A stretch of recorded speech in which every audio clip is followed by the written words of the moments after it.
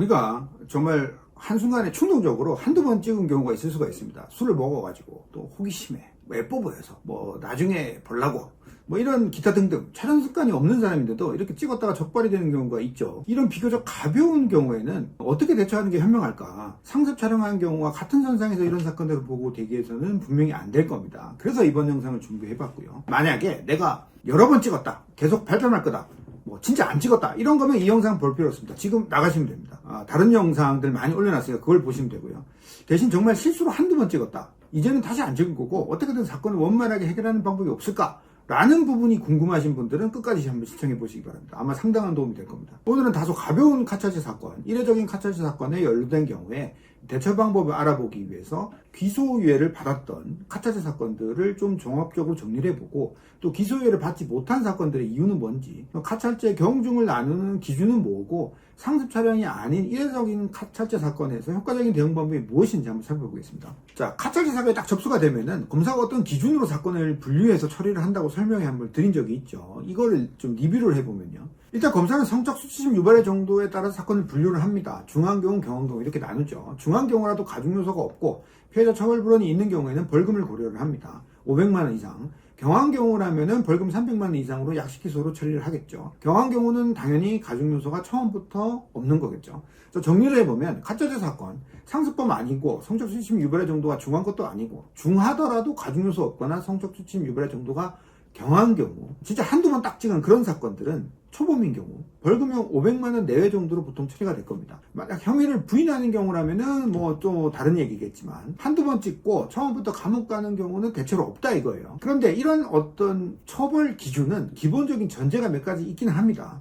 그걸 살펴보기 전에 그에 앞서 우리는 카차제 사건에 대해서 우선 전체적인 사건의 구조적인 특징부터 이해할 필요가 있을 것 같습니다. 카찰제만의 특징이 있죠. 다른 성범죄하고는 조금 결이 다른 부분입니다. 카찰제 연루가 딱 됐으면 일단 이 구조적인 특징을 먼저 전체적으로 이해를 한번 해보셔야 되는 게 좋을 것 같습니다. 그래야 내 사건에 맞는 대응 방법을 선택을 할 수가 있겠죠. 일단 촬영물이라는 증거가 비교적 명확합니다. 이게 있으니까 소위 빼도 박도 못한다는 거죠. 이게 첫 번째 특징이고요. 이 명확한 증거를 수사기관이 확보하는 것이 굉장히 용이하다는 특징이 두 번째입니다. 피해자, 목격자 이런 신고만 있으면 웬만하면 압수수색 영장이 나오거든요. 집, 직장 이런 곳에 갑자기 들이닥치는 거죠. 현장에서 바로 도망했다고 해도 누군가 신고를 했다면 우리 수사기관이 동선을 다 추적해서 도망친 사람이 누군지, 집이 어딘지 다 찾아낼 수 있다는 겁니다. 추적 의지도 굉장히 강한 편입니다. 핸드폰, PC, 노트북, 클라우드 이런 것까지 죄다 뒤져가지고 찾는 건 물론이고, 그런 장비들을 디지털 포렌식을 싹 합니다. 예외 없이 하죠. 국가수 기술이 또 굉장히 발전해서 웬만하면 다 복원될 가능성이 또 높습니다.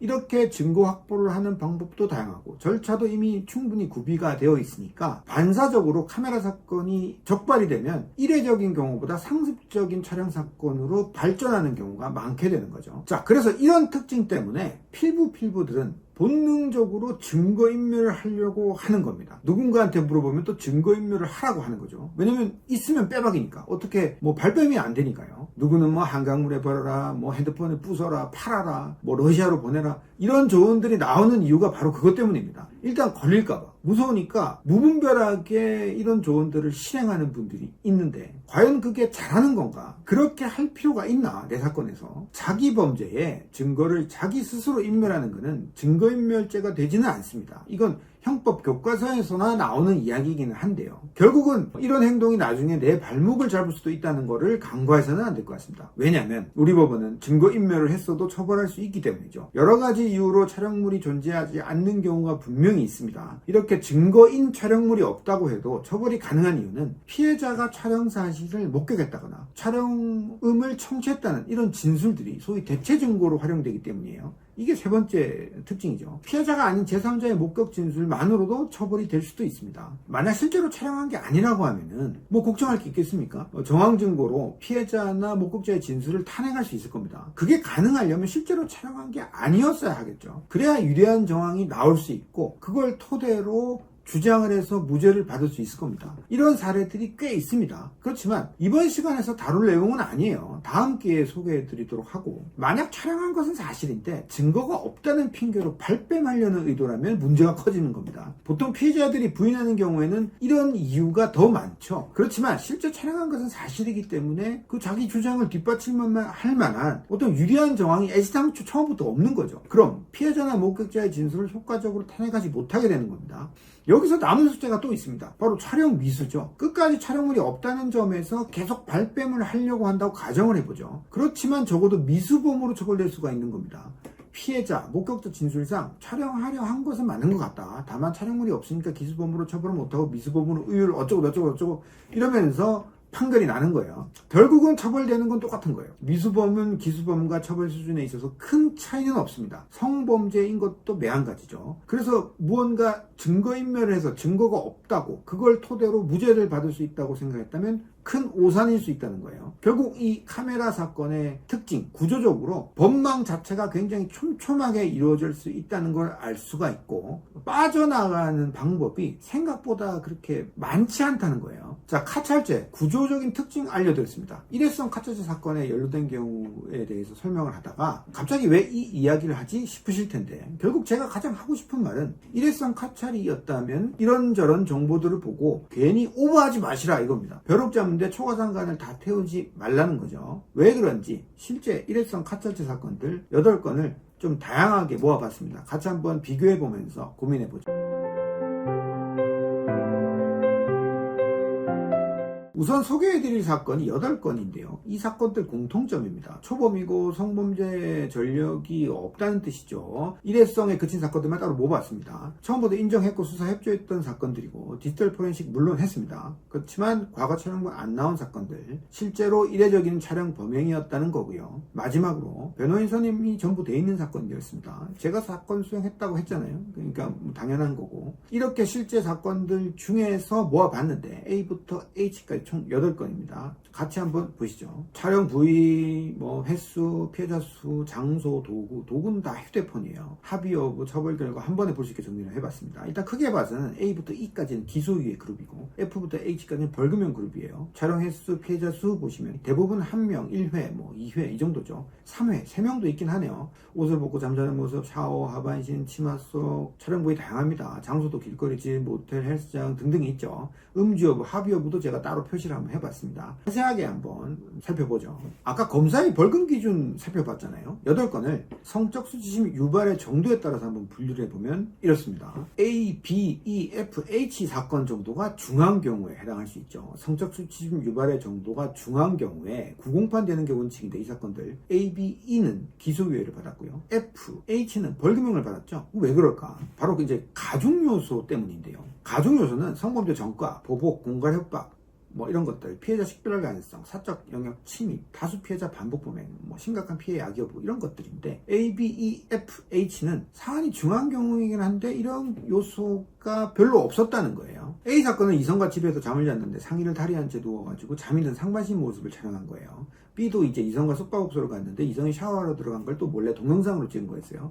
왜 모텔 가면 욕실이 이렇게 이제 유리로 되어 있는 그런 곳 있잖아요. 그런 곳에서 이제 샤워하는 모습을 몰래 찍은 겁니다. 전체적으로 이제 뒷모습, 옆모습 이 정도 나왔다고 보시면 되고, 이 사건은 헬스장 동료 직원 치마 속 찍은 거. H는 이성과 성행위 하는 걸 휴대폰을 이제 침대 옆에 머리맡에 이제 세워두고 몰래 찍은 것, 이런 거죠. 이런 사건들 모두 공통적으로 실제 촬영물에서 신체 부위의 노출이 굉장히 중한 사안이긴 한데, 이게 얼굴이 이렇게 명확하게 나오지는 않았습니다. 적발 경우이 다양하지만 촬영했다가 나중에 이제 신고당하기도 하고, 또는 촬영하다가 바로 피해자에게 걸린 것도 있어요. 그래서 이제 신고당했다는 건데, 다행히 이제 유포나 이런 건 없었고요. 나중에 들통난 것도 이제 혼자 휴대전화에서 넣어놓기만 한 정도였죠.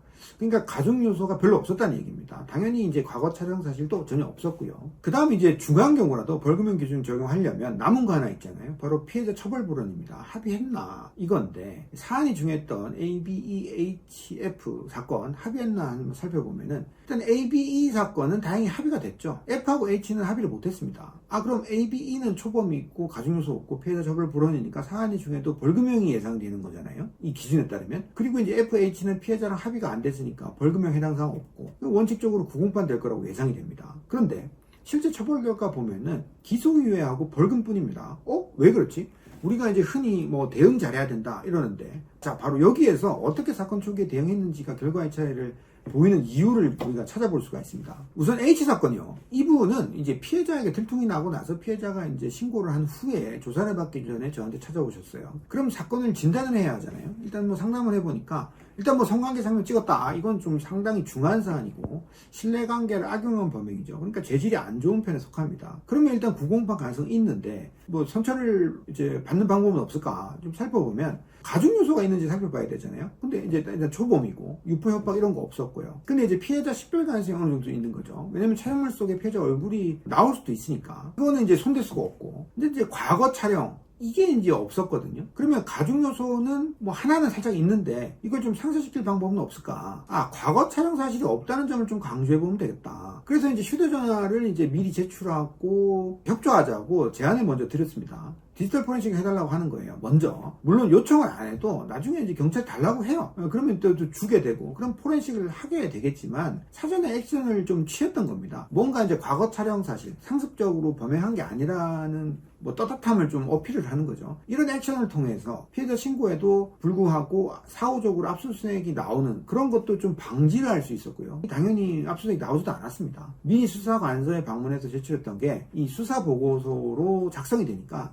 이 피의자는 처음부터 수사 협조를 하는 거구나라는 기록이 남을 수 있습니다. 이게 나중에 또 굉장히 유리하게 적용할 수 있거든요. 뭔가 미리 대비를 해둔다고 보시면 돼요. 시의적절하게. 나중에 시간이 지나면 해도 의미 없는 행동이긴 하죠. 근데 이런 대처들은 무수히 많은 동종 사건을 처리하는 검사나 판사들이 나중에 기록을 쭉 훑어볼 때 다소 독특한 행동일 수 있고, 사건을 진지하게 해결하려고 하고 있구나, 뭔가 튀는 요소거든요. 주목할 만한 부분이라고 볼 수 있는 거죠. 그 다음에 이제 가중 요소가 없다는 부분을 누가 알아주느냐 자동적으로, 그건 아니거든요. 가중 요소가 없다는 점을 잘 정리해서 주장을 하고 어필을 하고 이렇게 해야 하는 건 당사자 몫입니다. 이 부분은 사실 당사자가 혼자 판단하기도 어렵고 주장하기도 좀 어려운 측면이 있습니다. 왜냐면 형사절차라는 것이 조사 때 묻는 말에 답변하는 거지 뭐 이런저런 이야기를 할 만한 기회나 경로가 사실 없거든요. 간혹 보면요, 경찰 수사관님들이 좀 자백하고 이런 좀 반성하고 이런 태도를 보이면은 조서에 일부러 질문을 해서 좀 물어서 기재를 해주는 그런 경우도 있기는 합니다. 근데 어쨌든 이런 것들 이렇게 경로가 없다라는 부분은 재판에 가서도 마찬가지인데, 당사자가 어떻게 정리를 해서 이야기를 하면 좋은데 실제 그렇게 하는 방법이 좀 없습니다. 그냥 알아주기만을 바라고 있을 수밖에 없게 되는 건데, 만약 뭐 변호사가 있다면은 사건 경위를 설명하면서 처벌에 관한 의견을 낼 때 이런 요소들을 잘 정리해서 주장을 하겠죠. 어떤 양형 의견이나 사건 초기에 어떻게 대처를 해야 할까 방향을 정하고, 불리한 요소가 있어도 오히려 정면 돌파를 한다거나 뭐 유리한 요소를 최대한 드러내는 방법으로 그 불리한 부분을 상쇄를 해본다, 이런 부분에서 현실적으로 변호인이 있고 없고의 차이가 좀 날 수밖에 없습니다. 대신 뭐 진단과 전망을 처음부터 정확히 잘 해야겠죠. 실제로 포렌식을 했을 때 아무것도 안 나와야 된다는 건 또 당연한 거고. 그래서 이 H 사건이 이제 가중 요소가 하나 있는데도 합의를 하지 못했는데도 벌금 700만 원 정도로 약식 기소가 될 수 있었다고 보시면 되는 겁니다. 처음부터 그냥 납작 엎드린 거죠. 이 사건은 피해자가 심지어 엄벌 탄원을 했어요. 그래서도 이 피의자가 처음부터 이렇게 반성하는 티가 나는데 검사로서도 조금 봐준 거죠. 일단 벌금형 기준으로 감형을 유도하고, 만약 합의까지 됐다면은 뭐 충분히 기소유예도 가능했으리라 보는 사건입니다. 나름의 조건에서 최대한 감형받은 사례라고 이해하시면 될 것 같습니다. 만약에 이 사건에서 이 당사자가 휴대전화 제출 안 하고 한강에 던지고 뭐 녹음을 하려고 한 거지 녹화한 게 아니다 이렇게 발뺌을 한다거나 그랬다면 어떻게 됐을까요? 여러분의 상상에 맡기겠습니다.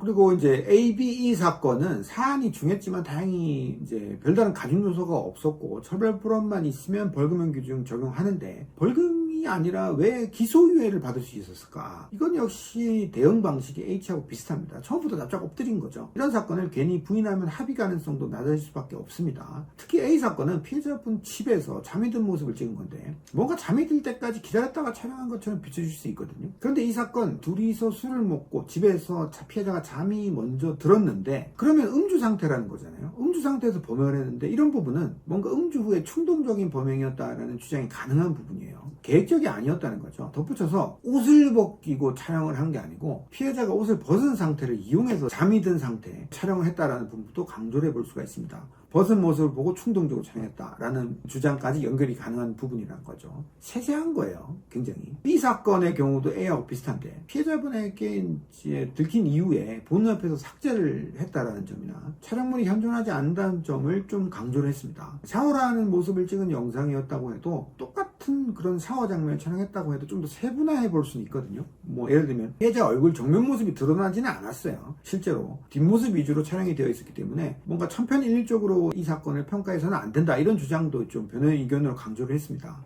실제 피해자가 촬영물을 확인을 하긴 했었는데 이 그 촬영물을 이제 확인한 진술 내용하고 또 일치를 했었죠. 이런 부분 세세하게 언급한 이유는 그렇게 하지 않으면 그냥 샤워하는 장면을 촬영했구나, 노출의 정도가 상당하겠거니라는 생각으로 다른 비슷한 촬영물들과 비슷한 수준으로 평가할 수가 있기 때문입니다. 그러면 이게 사안이 중하니까 중하게 처벌될 수 있거든요. 이 사건 같은 경우는 치마 속을 촬영한 건데 횟수 보시면 2번이죠. 근데 왜 일회성으로 평가받을 수 있었는가 보면은 이게 같은 일시 장소에서 같은 대상을 상대로 동시에 연이어서 촬영을 하는 거라는 거예요. 이런 부분도 신분상 꽤 중요한데 경찰에서 포렌식을 하면 사실상 촬영물 개수대로 범행 횟수를 특정하는 것이 보통입니다. 근데 촬영의 시가 굉장히 근접해 있는 경우가 있어요. 이 시간적으로. 이게 바로 그런 경우라고 볼 수 있는데 사실상 일회적인 촬영이라는 겁니다. 이런 것도 찾아서 주장을 해봐야겠죠. 왜냐면 일회성인 경우는 우리가 충분히 벌금형이든 기소유예든 감형받을 발판, 여지가 생기게 되니까요. 나머지 C, D, G 사건 경우는 성적 수치심 유발의 정도가 비교적 경한 경우잖아요.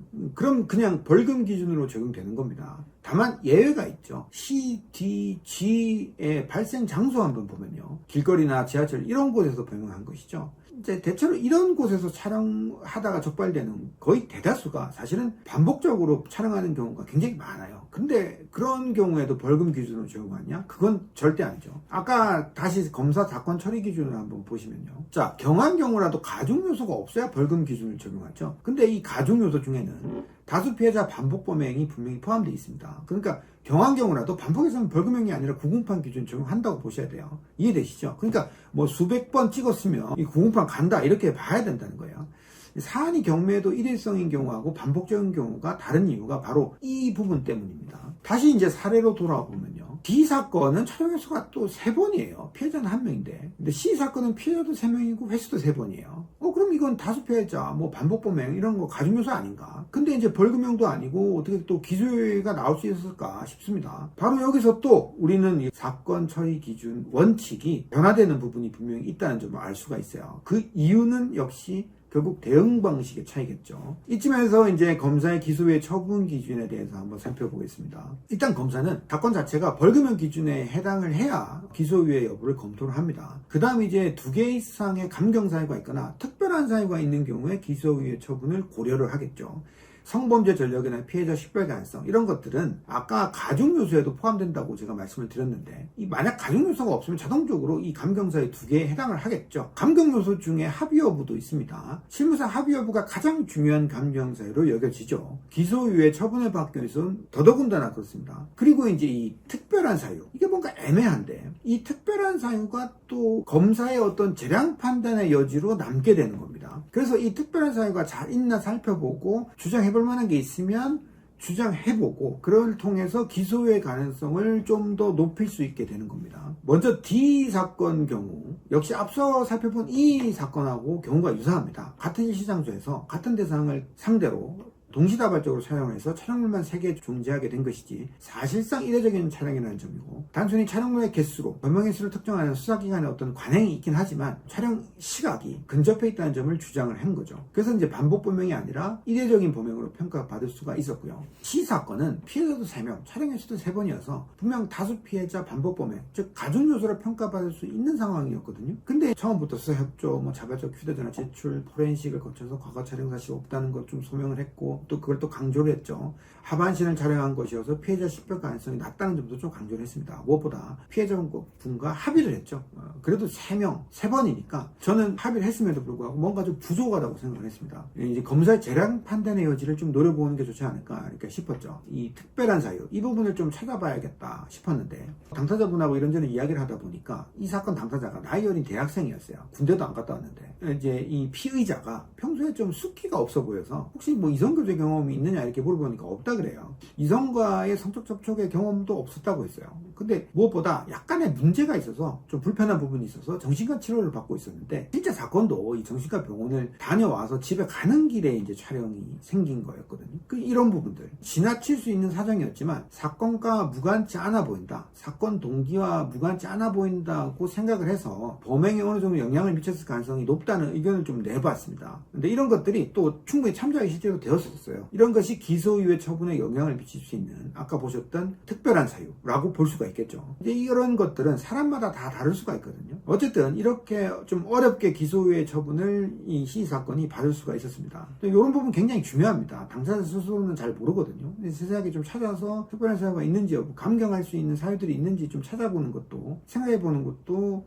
중요할 것 같아요. 지휘 사건은 성적 수치심 유발의 정도가 경미한 사건으로 일단 분류가 되는데, 다만 시하고 비슷하게 2명 대상 2번 촬영했다는 거예요. 살짝 가중 요소로 볼 수 있죠. 근데 시하고의 차이점은 당사자하고 면담을 해보긴 했는데 안타깝게도 뭔가 어필해볼 만한 특별한 사유를 찾지를 못했어요. 또 피해자하고 합의가 안 됐었습니다. 왜냐면 피해자가 신고한 사건이 아니라 목격자가 신고한 사건이었거든요. 그러니까 피해자가 신원을 알 수가 없었어요. 합의를 못했던 거죠. 피해자에 대한 조사도 이제 일상적으로 이루어지질 않았던 사건이었거든요. 그래서 이제 처음부터 수사 협조했고 자발적 휴대전화 제출, 포렌식 거쳐서 과거 촬영 사실이 없다, 하반신 촬영이어서 피해자 실패 가능성 낮다, 이런 점을 좀 부각을 한 겁니다. 그리고 이제 같은 날 촬영된 것이어서 가중 요소를 볼 수 없다는 의견도 좀 냈죠. 그래서 이제 벌금 300만 원 정도로 마무리가 될 수가 있었던 겁니다. 만약 피해자와 합의를 할 수 있었다면은 기소의 처분을 받을 수도 있었을 거예요. 그래도 최대한 감형될 수 있는 요소는 찾아서 미리미리 주장을 해야 합니다. 나중에 이제 어떻게 사건이 바뀔지 모르니까. 남은 F 사건 있잖아요. F 사건은 앞서 A 사건하고 거의 비슷하죠. 옷을 벗고 누워 잠을 든 이 피해자를 대상으로 한번 촬영했다는 건데, 이 성적 수치심 유발의 정도는 중한 편이죠. 그렇기 때문에 처음부터 자발적 수사 협조, 가중 요소가 없다, 그리고 음주 상태에서 우발적으로 범행했다라는 부분 주장해서 벌금형 기준으로 적용될 수 있도록 좀 유도를 한 셈입니다. 합의 이루어졌다면 이 사건 기소유예 가능했겠지만 합의 없었기 때문에 벌금형 나온 거고요. 그래도 사안이 경한 정도의 벌금형 300만 원 정도 밖에는 안 나온 거죠. 이 정도면 사실상 최소한으로 볼 수가 있는 겁니다. 중한 사안에서 성적 수치심 유발의 정도가 벌금형 수준은 사실 아니거든요. 최대한 감경을 받았다라는 정도라고 보시면 돼요. 합의만이 다가 아니라는 게 이제 어느 정도 이해가 되시리라 생각이 됩니다.